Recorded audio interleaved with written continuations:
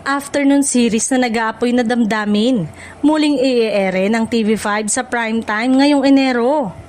Muling mapapanood sa TV5 ang kapamilya afternoon drama na nag-aapoy na damdamin ngayong Enero, matapos itong isama ng Kapatid Network sa kanilang primetime block.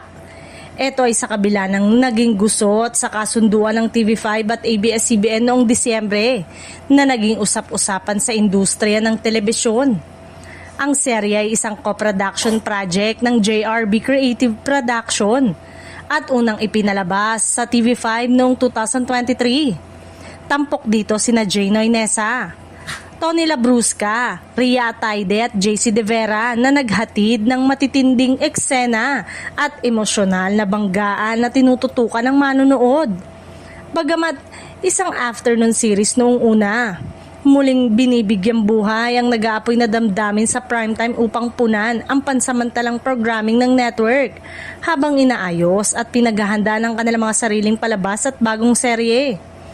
Ayon sa ilang ulat, bahagi rin ito ng estratehiya ng TV5 upang mapanatili ang audience sa gabi at magbigay ng pamilyar na content sa mga kapatid viewers na naging taga-subaybay ng serye noong una itong ipalabas.